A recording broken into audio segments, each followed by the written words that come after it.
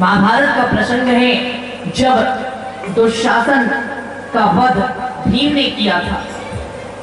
तो दुशासन का वध भीम ने बड़े दर्दनाक तरीके से किया, यानी उसे सीधे नहीं मारा। आप लोगों ने टीवी सीरियल में भी देखा होगा, तरफा तरफा कर मारा।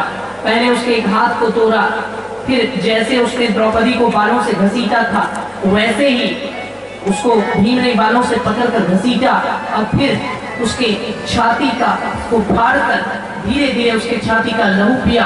बहुत दर्दनाक तरीके से दुशासन को मारा।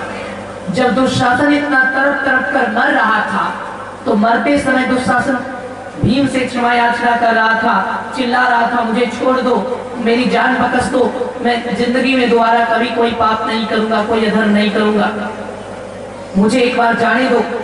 अंत में दुशासन की नजर श्री कृष्ण पर पड़ गई। तो उसने कहा, लोग कहते कि तुम भगवान हो, हमने आज तक इस बात को नहीं माना, लेकिन आज मैं स्वीकार करता हूँ कि आप भगवान हो, मुझे इस भीम के चंगुल से बचा लो, या फिर अगर इसको मारना ही है तो ये तुरंत मुझे मार दे।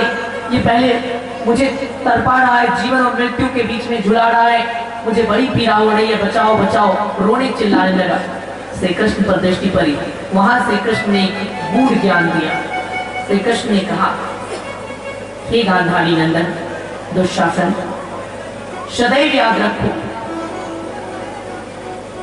स्त्री का सम्मान ईश्वर का सम्मान है और स्त्री का अपमान ईश्वर का अपमान है। नारी नारायणी होती है राजकुमार।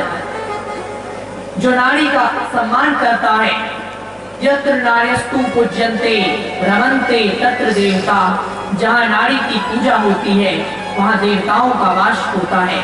जहाँ स्त्री का अपमान होता है वहाँ हर युग में कोई न कोई महाभारत अवश्य रचा जाता है। हे गांधारी पुत्र दुशासन, आज मृत्यु को सामने देखकर तुम्हें दया की अपेक्षा है। यदि मैं तुम्हें बचाना चाहूं भी तो भी मैं तुम्हें नहीं बचा सकता, क्योंकि तुमने स्त्री का अपमान किया। स्त्री का अपमान करते हुए तुम ये भूल गए कि नियति, धरती और प्रकृति ये तीनों ही स्त्री है।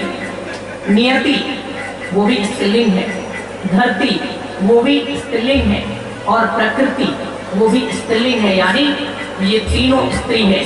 श्री कृष्ण कहते हैं नियति, धरती और प्रकृति ये तीनों ही स्त्री हैं। अर्थात हे दुशासन, स्त्री का अपमान नियति को स्वीकार नहीं होता।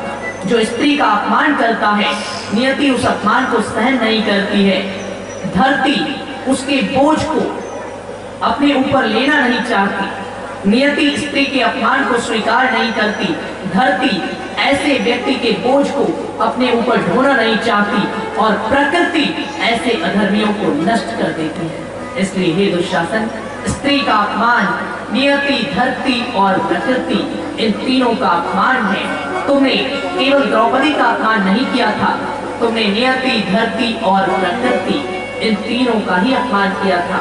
और जो भी नियति, धरती और प्रकृति इन तीनों के विरुद्ध चला जाए, उसे मैं तो क्या, संसार की कोई भी शक्ति बचा नहीं सकती। इसलिए मुझसे दया की अपेक्षा रखना व्यर्थ है। समझो, स्त्री का अपमान नियति, धरती और प्रकृति इन तीनों का अपमान है। इसलिए जो भी ऐसा करेगा, ऐसे अधर्मियों को स्वीकार नहीं किया जाएगा। इसलिए सज्जनों, हमें ऐसा नहीं करना चाहिए। इस वीडियो को लाइक करें, हमारे चैनल को सब्सक्राइब कर बेल आइकन जरूर प्रेस करें हमारी न्यू वीडियोस